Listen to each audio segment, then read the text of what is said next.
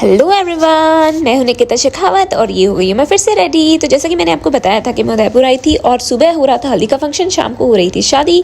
तो मैंने पहन ली है चांदी की ब्लू ड्रेस। चांदी की ड्रेस मतलब कि इसमें जो पूरे तार होते हैं वो चांदी के होते हैं एंड ये one of the favourite dress है, मुझे अच्छी लगती है ये बहुत। उसके बाद में मैं आपको लेके चलती हूँ एक घर में जो कि है गेस्ट हाउस, जहाँ पे हो रही है शादी। तो सबसे पहले मैं आपको घर दिखा देती हूँ। चलो मैं एक बात भी बता देती हूँ, मोस्ट ऑफ द वीडियोज़ में मैं होती नहीं हूँ क्योंकि मैं खुद ही बनाती हूँ।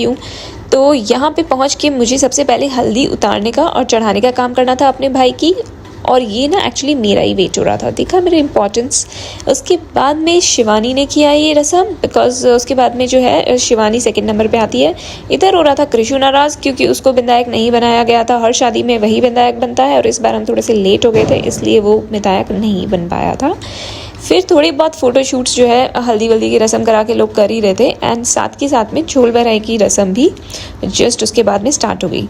तो यहाँ पे मैं आपको बताती हूँ, छोल भराई की एक रस्म होती है जिसमें कि भाई और भाभी यानी कि 7 कपल मिलके दूल्हे के सर के ऊपर जैसे भैया जैसे दही डालेंगे और भाभी लाइक उसको मसलेगी, तो इस टाइप की रस्म होती है। तो जैसे ये भाई डाल रहा है दही और भाभी उसको अच्छे से मलती है। देखो पहले के ज़माने में ना कोई कंडीशनर्स, कोई ऐसे ब्यूटिफिकेशन के फेशियल्स ये सब तो होते नहीं थे, तो इन्हीं सब चीज़ों से दुल्हन और दूल्हे का रूप निखारा जाता था। सो इसी तरीके से रूप निखर रहा है भाई। हमारा दूल्हा तो फेशियल करवाने गया नहीं, तो हमने इसको ढंग से रगड़ा दिया। उसके बाद में जो है दूल्हे राजा नहा के आ गए एंड फिर होने लगे रेडी। तो हमारे जो भाई थे उसको ना ज़्यादा कुछ क्रीम ट्राम का पता नहीं है, तो भाभी को मैंने कहा कि ना इसके थोड़े फेस पे क्रीम लगा दो। तो प्रियंका नो क्रीम लगा रही थी हाथों पे, पैरों पे, सब पे, पूरा अपना देवर का ना सेवा कर रही थी ढंग से एंड वो करवा भी रहा था क्योंकि उसको खुद को तो कुछ पता नहीं था। तो जो उनके लिए कर दो ना सब ठीक है, लड़के बड़े भोले होते हैं। फिर हुई उसको तैयार करने की पूरी सिस्टमेटिकली रस्म शुरू। तो काकसा उसको बेल्ट वगैरह लगा रहे थे एंड उसके बाद में जो है प्रॉपर यानी ये सब बेल्ट वगैरह लगाने के बाद में साफ़ा बनता है। तो साफ़ा जो इंसान बांधता है वो वही बांधता है जो साफ़ा बांधने में एक्सपर्ट होता है, बिकॉज सबको साफ़ा बांधना नहीं आता है। तो यहाँ पे अभय महाराज पूरे के पूरे मज़े ले रहे थे तैयार होने के। तो कभी पापा से, कभी जीजू सा से, कभी बड़े भाई साहब से, कभी घनश्याम भाई साहब से। तो मतलब फुल टू मज़े आ रहे थे इसको। लड़कों को कहाँ इतना मौका मिलता है तैयार होने का, लड़के तो मतलब यूँ ही 5 मिनट में तैयार होने वालों में से हैं। तो हम लोग खड़े खड़े, मैं और घनश्याम भाई साहब अपने साथ में मेरे ना फ़ोटो खिंचवा रहे थे एंड देखो शिवानी इस तरीके से घूर घूर के देख रही थी। तो मैंने कहा ऐसे नहीं देखते हैं, प्रीति सिखाओ इसको कैसे देखते हैं। तो प्रीति ने उसको सिखाया, देखो ऐसे देखते हैं इतने सारे लोगों में छुप छुप के। तो शिवानी सीख रही थी उधर, लेकिन it was kind of fun यार, ऐसा कुछ नहीं होता है आजकल के ज़माने में, कहाँ ये सब होता है। उसके बाद जब दूल्हा रेडी हो जाता है तो बहन जो है उनको टीका करती है, आरती करती है। तो मैं थी बहन, जैसे कि मैंने आपको बताया है। सो मैंने उसकी टीका किया, प्रॉपर तरीके से आरती की एंड उसके बाद में जो है हमारे दूल्हे राजा जाते हैं घर के मंदिर में जहाँ पे माया जी बैठती हैं और वहाँ से आशीर्वाद लेके आते हैं। और फिर उनको कहा जाता है कि अब जो है दुल्हन को लेके ही आना है। तो ये भाई साहब आशीर्वाद लेके आ गए हैं नीचे की तरफ एंड फिर जो है बारात के लिए निकल गए हैं। सो इतना ज़्यादा खुश हो रहा है विधायक, भाग रहा है कि मैं तो है ना घोड़ी पे बैठूंगा बस एकदम, अब तो मुझे वेट ही नहीं करना। और बाहर सब लोग जो वेट कर रहे थे कि जैसे ही अभय आता है उसको घोड़ी वगैरह पे बिठाते हैं, तो सभी लोगों ने उसकी हेल्प की बैठाने में एंड वो बैठने के बाद में बहुत अच्छा लग रहा था एंड सभी लोग उसकी नज़र उतार रहे थे क्योंकि ये भी एक टाइप का रस्म होती है। उसके बाद में जो बहन होती है ना, छोटी बहन या कोई सी भी बहन, वो राई और नमक लेके दूल्हे के ऊपर तब तक इस तरीके से छिड़काव करती है जब तक वो मंदिर नहीं पहुँच जाता है। फिर उसके बाद में सारे आशीर्वाद वगैरह लेने के बाद में, सब होने के बाद में मंदिर पहुँच के अभय पहुँच चुका था अपने गार्डन में। सो गार्डन का ये जो व्यू है ये मुझे आया था, तो लाइक हम लोग खुद भी वहाँ पे गए थे इनफैक्ट।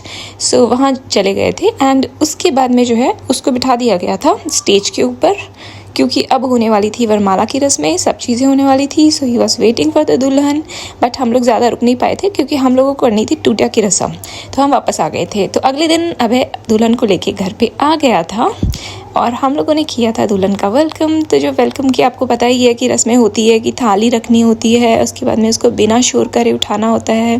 तो थोड़ा बहुत तो दुल्हनों को पता होता है, बाकी आजकल ससुराल वाले काफ़ी ज़्यादा अच्छे होते हैं तो सभी हेल्प कर देते हैं। तो मदर ने टीका किया, एज इन मेरे काकी सा ने टीका किया अभय को और बीनी सा दोनों को एंड उसके बाद में उन लोगों को अंदर लाया गया।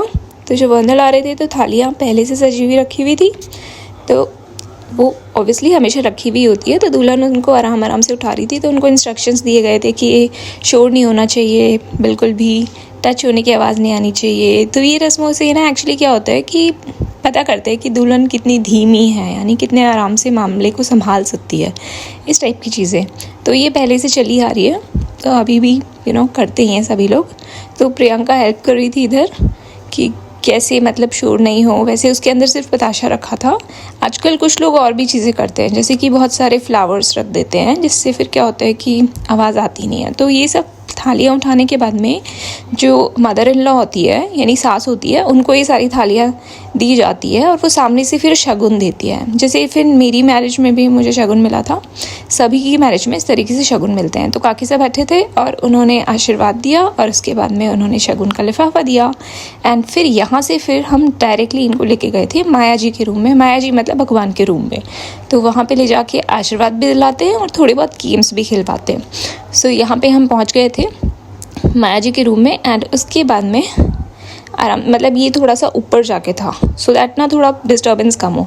सो माया जी के रूम में जाके एंड इन लोगों को इनका मुंह मीठा करवाया जाता है। और उसके बाद में इनके ना पंडित पूजा करने के समय दुल्हन और दूल्हे के हाथ पे धागे वगैरह बांधते हैं, तो वो धागे वो लोग एक दूसरे के धागे खोलते हैं। तो ये भी यहीं पे होता है, मतलब ये जो सर पे बंधा हुआ है, ये सारा जो सब कुछ होता है ना, पगड़ी वगैरह, ये सब माया जी के सामने ही होता है। सो अभी लोग थोड़े बहुत गेम्स खेल रहे हैं, ये सारी चीज़ें हो रही है।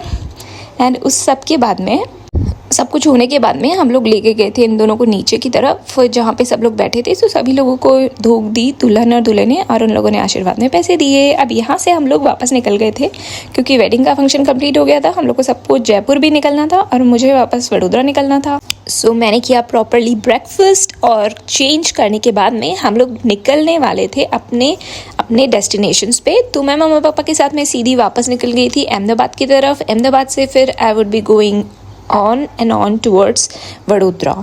तो वहाँ से निकलने के बाद में मैं देख रही थी कि कितना अच्छा व्यू है, बहुत सारी चीज़ें बच गई है उदयपुर में देखने के लिए। तो possibly I will be making a trip, वापस से उदयपुर में ज़रूर आऊँगी। एंड डेफिनेटली अगर मैं आई तो पूरे के पूरे व्लॉग्स आपसे शेयर करूँगी। एंड अगर आपको ये व्लॉग पसंद आया हो तो please like and subscribe. Bye bye.